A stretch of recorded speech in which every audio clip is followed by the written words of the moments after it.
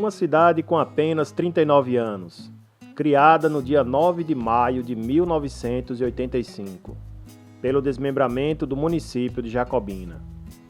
Com pouco mais de 33 mil habitantes, e apesar de ser muito jovem, essa é uma cidade que desponta como uma das mais prósperas e acolhedoras do interior da Bahia. Possui uma história rica e digna de ser contada para todos. É claro que estamos falando da cidade de Capim Grosso, localizada no território de identidade Bacia do Jacuípe. A história dessa cidade é quase sempre contada a partir da memória de uma antiga fazenda chamada Capim Grosso, e que recebeu esse nome por conta de um capim muito grosso que crescia exatamente neste lugar, a Lagoa Capim Grosso, ou pelo menos o que sobrou dela. Esse local que nós estamos aqui, todo pertence à fazenda Morro Branco, que era tudo do proprietário de Morro Branco, Joaquim Amâncio. Depois do filho do Vicente, que era o Zósimo, ele se arranjou aqui, próximo a essa lagoa, e colocaram o nome Fazenda Capim Grosso. Chamava Lagoa do Capitão. Foi o que deu a origem do nome da cidade, né? Por causa do nome dele é Capim Grosso. Tem a enchente, ele cresce, alteia bem, né?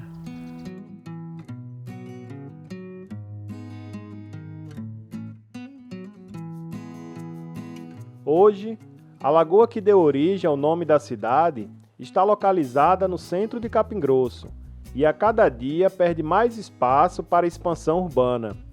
Mas até meados da década de 1940, toda essa área da lagoa e seus arredores era apenas a fazenda Capim Grosso, onde moravam o seu proprietário e familiares, o senhor Zósimo Amâncio de Araújo, conhecido na época e ainda hoje lembrado pelo nome de Capitão, e a sua esposa Úrsula Ursulina de Araújo. Nós estamos aqui no centro da cidade, Capim Grosso, na Avenida Leonísio Ferreira, a antiga Senhor do Bonfim, em frente ao lugar que era a fazenda Capim Grosso, do Zósimo, Capitão. De onde começou a fazenda, né? A fazenda dele aqui, aí começou, fez a casa farinha aqui na época, aí pai fez a casa dele aqui. Antigamente era aqui a fazenda. Tinha a fazenda, uma casa grande, de varandado, feito de madeira, e uma casa de farinha ao lado de cá da fazenda. O tanque da fazenda era ali numa parte de um lagadiço, vizinho à lagoa, Capim Grosso. A lagoa era aqui atrás, muito próximo da fazenda se via a lagoa. Aí foi quando ele fez a outra casa lá mais no centro. As famílias foram chegando para aqui e foi desenvolvendo. Apesar da fazenda Capim Grosso ter sido o local onde surgiram as primeiras casas da futura cidade, e por isso não poderia ficar de fora dessa história, convido você a conhecer um pouco mais sobre a história de uma outra fazenda, muito mais antiga, e é onde vamos encontrar as verdadeiras origens de Capim Grosso. A origem de Capim Grosso é a fazenda Morro Branco, por ser um filho do Vicente, que era filho de Joaquim Amâncio, o Vicente, por nome de Zósimo, se arranjou lá onde é a cidade hoje, que se chama Capim Grosso. Por motivo de ter uma lagoa muito grande, a água boa e um capim que crescia até encobrir uma pessoa. Neste lugar, a cerca de 8 quilômetros do centro de Capim Grosso, onde hoje encontramos apenas terra e um alicerce soterrado pelo tempo e coberto pelo capim, existia uma grande casa, construída em meados do século XIX pelo senhor Joaquim Amâncio de Araújo, para ser a sede da sua fazenda, chamada de Morro Branco. Joaquim Amâncio nasceu em 1801 e faleceu em 1906. Viveu 105 anos e teve 4 filhos, homem e 3 mulheres. Ele veio lá de Laranjeira, dizem que é município de Feira de Santana, em volta do 840, 850. Comprou uma área aqui de 3/4 de légua na fazenda Rio do Peixe e 6 postes na fazenda Uruçu. Construiu a sede, fez os tanques através de escravo, construiu um cemitério mais aqui adiante. E tinha 2 morros. Ele achou por bem colocar o nome Fazenda Morro Branco, por causa dos 2 morros que tinha de Pedra Branca. E o outro morro, Morro da Onça. A casa era uma fazenda de 4 águas, como se chama, alta, calçada de pedra, e a casa muito grande. Tinha 4 quartos, uma varanda, uma sala, cozinha. Ao lado daqui do norte era um curral do gado, outro de criação. Ao lado do poente, a casa de farinha. Aqui é o tijolo de ladrilho. As casas eram tudo ladeadas com isso aqui, o piso, né? Era feito com esse ladrilho aqui, ó. Ele era quadrado, a casa toda desse jeito. Esse material aqui tem cerca de 200 anos de fabricado. Esse aqui é a telha da casa, ó. É feita também com barro. Devido ao desgaste natural do tempo, a casa foi caindo e no final dos anos 1980, o que sobrou dela foi derrubado pelos seus netos e bisnetos, que herdaram a sede da fazenda. Mas nem tudo que foi erguido pelo senhor Joaquim Amâncio foi destruído. Vamos conhecer agora alguns lugares que resistiram ao tempo e hoje são verdadeiros registros históricos da antiga Fazenda Morro Branco. Estamos a menos de 1 quilômetro da sede da Fazenda Morro Branco, num local construído pelo senhor Joaquim Amâncio, o chamado Tanque da Onça. Usava aqui para beber e lavar roupa, e passava o dia aqui lavando roupa, 2, 3, 4, 5 mulheres daquela era, inclusive a minha mãe era uma delas. E por que esse nome de Fonte da Onça? O motivo é ali no pé do morro, tem o Morro da Onça chamado. A onça tinha uma morada lá, ficava naquela toca e andava. E à noite vinha beber água aqui, pela uma vereda que tinha. E o pessoal vinha pegar água de manhã para o seu uso. E estava o rastro dela que vinha, bebia e voltava. Para cercar o tanque, foi construído um muro de pedras, que, segundo relatos, contou com a mão de obra de 2 escravos de propriedade do senhor Joaquim Amâncio. Construíram uma parte cavada para aumentar e também a cerca de pedra, feita pelos escravos, ajudar a construir cercados, para não, que naquele tempo os animais eram soltos. Então os homens tinham esse estudo de pegar as pedras de todo tamanho e acumular uma em cima da outra, para até na altura do animal não pular, para mais segurança da aguada. As pedras pequenas, que um homem se ajudasse, ou 2 pegar uma pedra mais perto, eles apanhavam. Mas essas grandes tudo, eles usavam um equipamento, que o nome chamava-se zorra. Ele colocava aqui em cima, assim, ó, e aí os bois arrastavam. Fazia aquele carreiro dentro da caatinga, que era tudo fechado naquele tempo, até chegar no local das pedras. Eles tombavam até chegar em cima, no lugar da montoeira de pedra, até chegar na altura certa. Era feito assim, através dos homens daquela era, dos escravos. Localizado a menos de 1 quilômetro do tanque da fazenda, está o Morro da Onça, antigo lugar de morada de felinos da espécie sussuarana e que no passado servia como marco físico para a divisão das terras do senhor Joaquim com as outras propriedades. Colocou isso aqui como marco da divisão das terras, de 3 rumos, né? Rio Jacuípe, Uruçu e Rio do Peixe.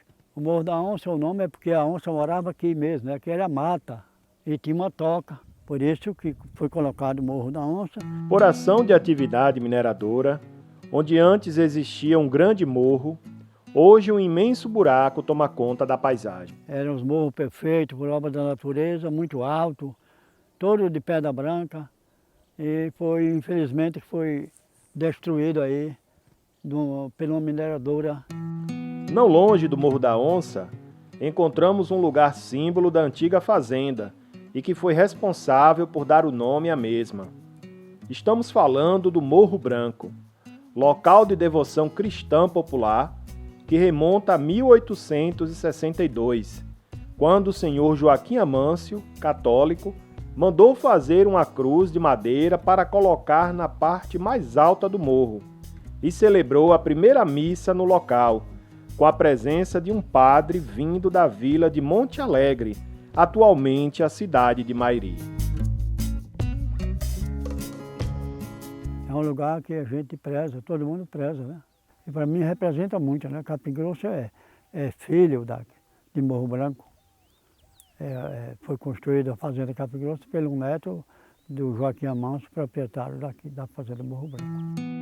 Nesse local, há mais de um século, os descendentes do senhor Joaquim Amâncio e pessoas de toda a região celebram a Via Sacra, com cantos e orações que recordam o sofrimento de Jesus após a sua condenação, carregando a cruz do Pretório Romano até o Monte do Calvário.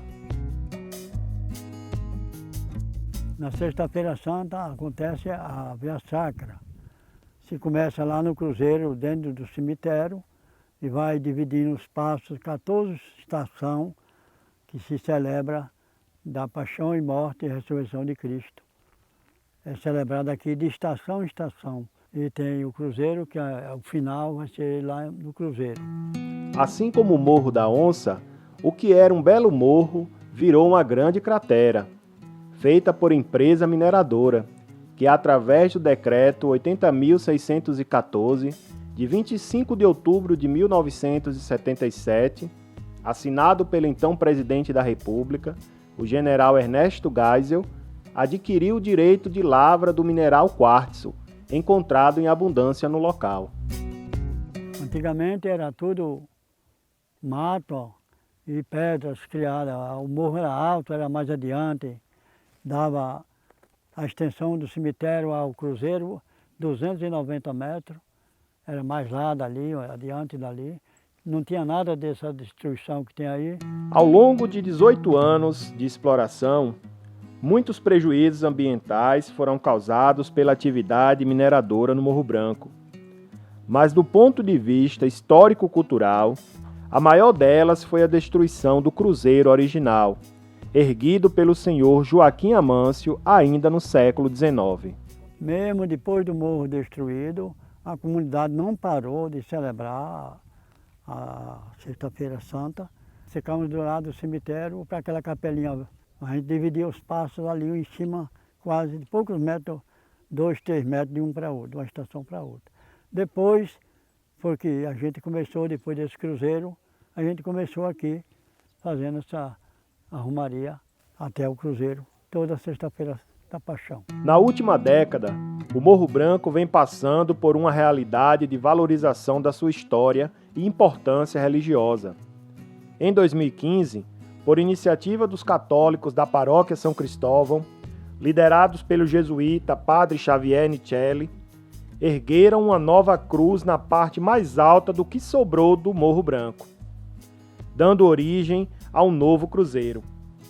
No ano seguinte, a gestão pública tornou esse mesmo cruzeiro como patrimônio histórico e cultural do município de Capim Grosso, através da Lei nº 329, de 11 de março de 2016, sancionada pelo prefeito José Sivaldo Rios de Carvalho.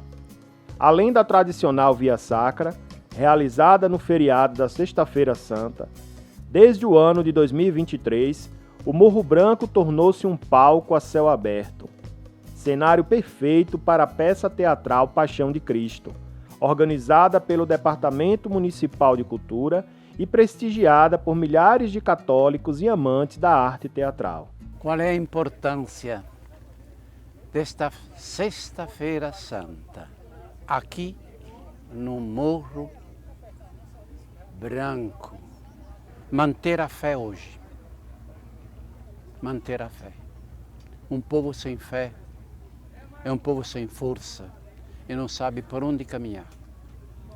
E o segundo elemento importante, que tenhamos uma tradição da fé. Fé e tradição da fé. A fé não se constrói de um dia para outro. Manter esta tradição aqui é manter a vida dentro de um povo. A poucos metros do cruzeiro está o cemitério do Morro Branco, construído por volta de 1860, com pedras retiradas do próprio morro e utilização de mão de obra escrava. Nele estão sepultados o senhor Joaquim Amâncio, sua esposa Maria Angélica e pelo menos 5 dos seus 7 filhos, que permaneceram na fazenda Morro Branco e seus arredores. Aqui foi o proprietário Joaquim Amâncio. Na época dos escravos, ele construiu isso aqui junto com os escravos, para construir um cemitério que não tinha na região.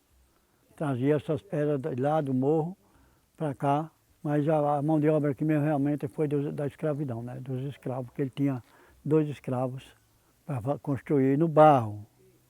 Não é nada de cimento. Esse cimento aqui em cima é de pouco tempo para cá.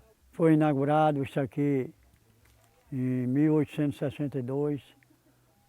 Aconteceu uma missa aqui pelos missionários. Já existia a romaria, só pelo cruzeiro. E quando ele construiu o cemitério, começou e até hoje permanece. Não se sabe exatamente onde foi feita a sepultura do senhor Joaquim Amâncio, mas acredita-se que ela esteja exatamente abaixo da capela, localizada no interior do cemitério. Um mistério que provavelmente nunca descobriremos e que ainda hoje suscita muitas histórias. Desde o pessoal mais velho, como meu pai, Lúcio Amâncio de Araújo, que era neto do Joaquim Amâncio, disse que sepultaram ele aqui dentro da capelinha, que ele pediu antes de morrer.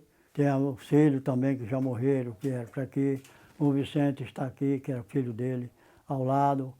O José e a geração. Antes desses outros cemitérios das cidades, era sepultado tudo aqui. Hoje, o cemitério do Morro Branco está dentro da área tombada pela gestão pública, como patrimônio histórico e cultural do município de Capim Grosso.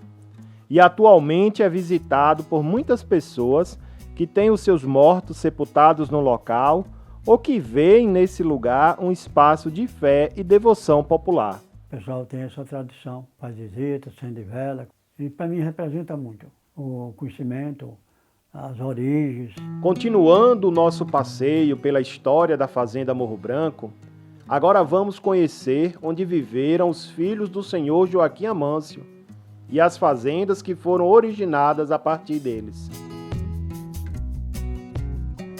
De acordo com relatos, os descendentes diretos do senhor Joaquim Amâncio e de sua esposa, Maria Angélica, foram José Amâncio de Araújo, Francisco Amâncio de Araújo, Vicente Amâncio de Araújo, Hermógenes Amâncio de Araújo, Ana Angélica de Araújo, Sancha Angélica de Araújo e Cândida Angélica de Araújo. Os 4 homens trabalharam com o pai até que ele mesmo, ainda em vida, dividiu a grande fazenda em propriedades menores, para que os filhos pudessem nelas viverem e constituírem as suas próprias famílias.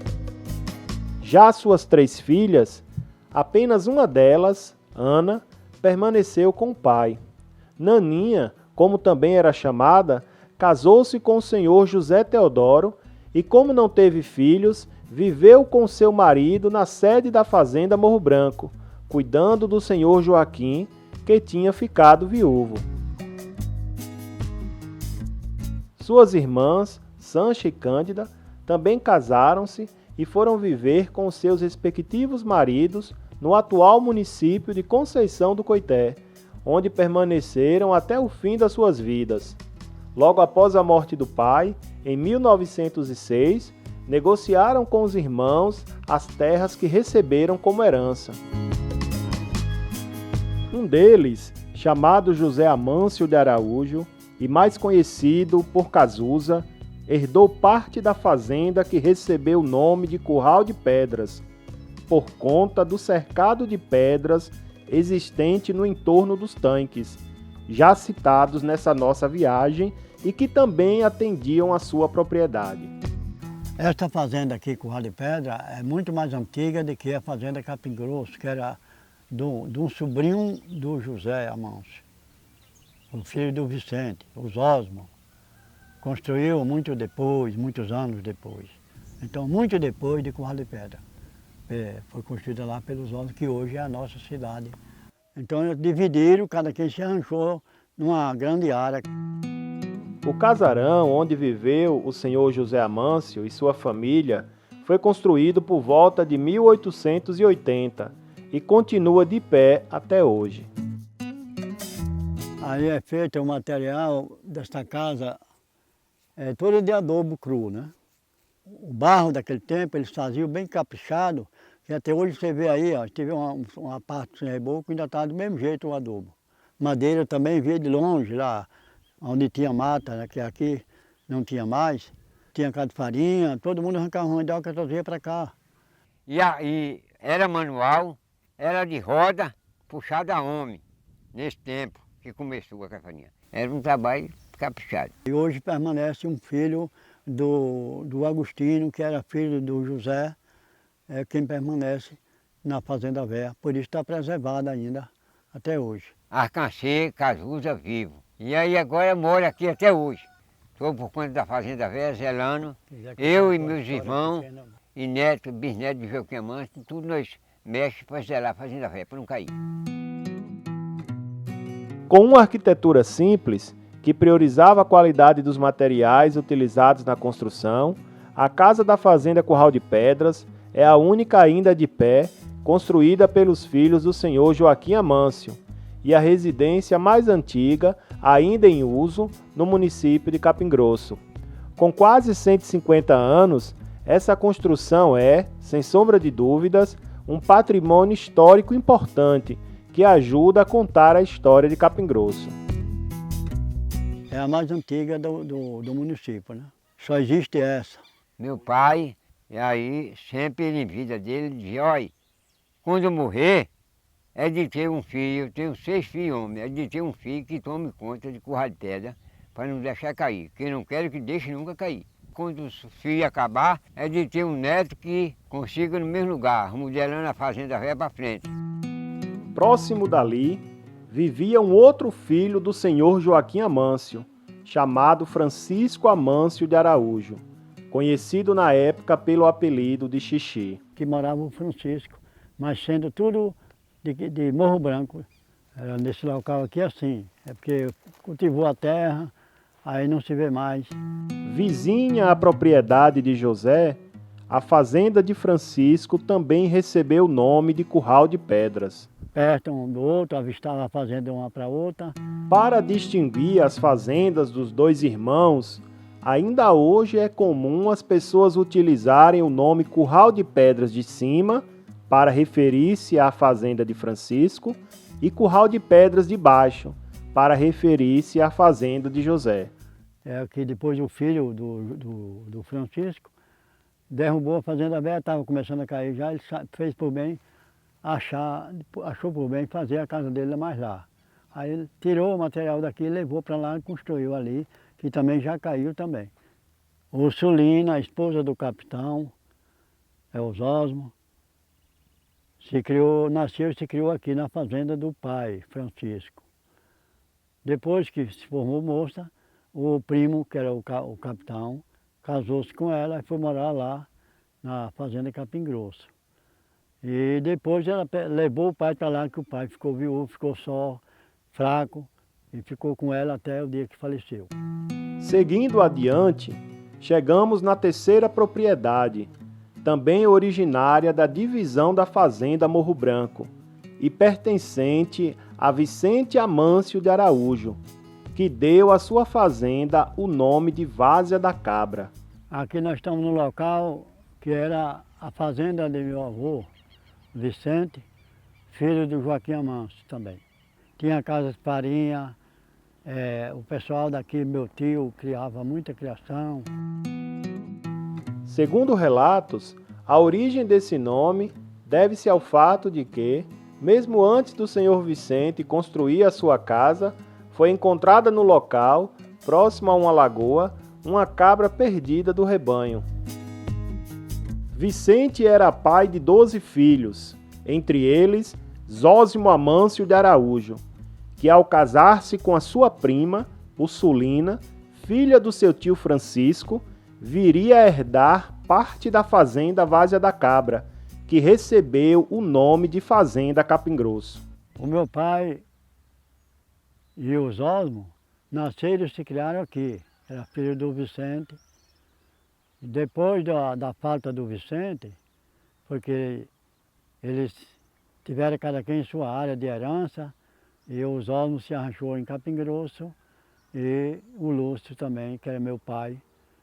Na era de 1945, fizeram a abertura da estrada para Senhor de Bonfim, Juazeiro. O tratorista, o encarregado, pediu a Fazenda Velha para ficarem arranchado. Era um lugar muito bom, de junto da estrada. Vizinho a Vicente, vivia o seu irmão Hermógenes, numa propriedade que recebeu o nome de Fazenda Minação. Quem veio se arranchar mais longe foi esse. Os terrenos da Fazenda Morro Branco. Minação, o nome de Minação, porque tem uma minação no Riacho, e um tanque de pedra, 2 tanques de pedra, e por isso foi colocado o nome Minação. Era uma fazenda de varandado, a frente toda de varandado, uma casa de farinha, separado da casa. Eu não alcancei o Hermógenes, não alcancei os outros donos, o filho do Hermógenes, e que ficou na fazenda. Na viagem, nós passávamos para Caiçara. Caiçara era a nossa feira naquele tempo, o povoado, a feirinha de domingo. Como principal via de acesso para pessoas e mercadorias que passavam pela antiga fazenda Morro Branco, desde a época do senhor Joaquim Amâncio e pelas fazendas dos seus filhos, existia a estrada boiadeira. Ali daquele lado era o Vicente e desse lado era o Francisco. A fazenda Vaz da Cabra e fazenda Curral de Pedra. Aqui era o tráfico de boiada, tropas de burro. A primeira estrada que tinha na região foi essa aqui. A história nos conta que cada fazendeiro fez uma parte dessa estrada. O Joaquim Amâncio, que era o dono do Morro Branco, começou na Lagoa do Boi até dividir lá em Fazenda Caldeirão. Essa estrada era uma das mais importantes que ligava as fazendas do Alto Sertão das Jacobinas até a feira de gado da vila do Arraial de Feira de Santana. E por ela passavam tropas de burros, conduzidas por tropeiros e mercadores que transportavam gado e todo tipo de mercadorias. Passava tudo por essa estrada aqui, não existia outra. Não existia asfalto, era terra. Tinha o sarta-moita, que eles chamavam de sarta-moita, que tangia de pé.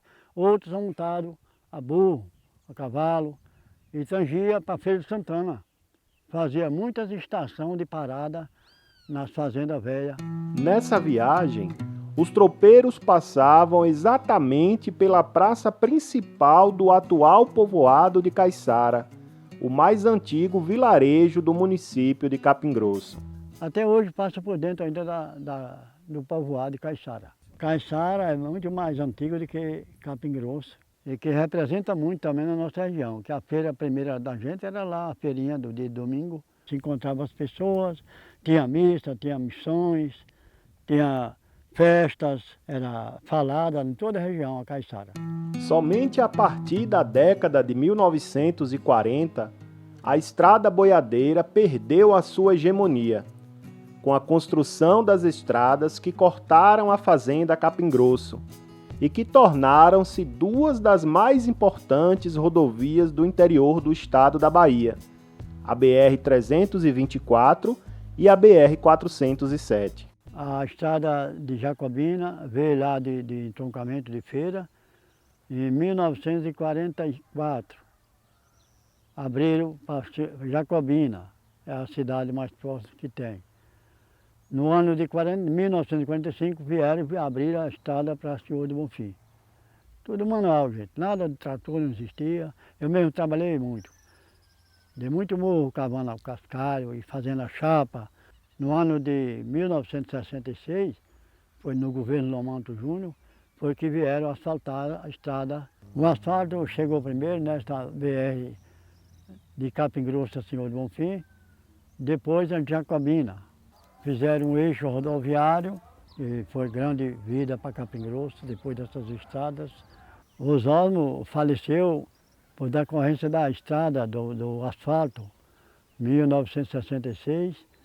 Foi a morte dele, foi um caminhão que pegou um banco do posto fiscal e bateu nos peitos dele foi a morte dele, foi dessa forma. Ao longo de quase 2 séculos, a fazenda Morro Branco foi sendo transformada, dando lugar a novas fazendas, vilarejos e rodovias, que deram novas funções ao local e que atraíram pessoas vindas de diversos lugares do país, originando o povoado e, posteriormente, a cidade de Capim Grosso. E foi grande vida para Capim Grosso, depois dessas estradas, nas rodovias. O pessoal de Paraíba, Pernambuco, Ceará, Alagoas, muita gente mora aqui, vindo de lá. E ajudaram o Capim Grosso a crescer todo dia, onde tudo começou de uma fazenda.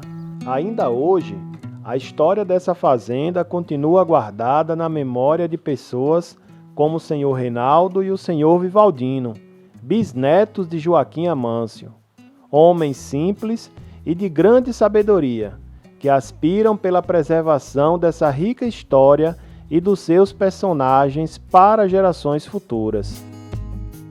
É um grande prazer para mim, né? Isso representa muito para as novas gerações que estão chegando aí e vai chegar. Estar aqui ainda, nesta idade que eu estou, de 89 anos, se aproximando aos 90 anos, eu estar aqui com vocês contando essa história, para mim é um prazer grande. Vai passando de geração em geração. O meu pai contou para mim que ele alcançou ainda o avô dele, o Joaquim Amâncio de Araújo, dono de Morro Branco. E aí passou para mim, eu sempre lembro de contar para a comunidade. Por eles, somos todos chamados a guardar essa história. Afinal, conhecer a Fazenda Morro Branco é conhecer a história da nossa origem.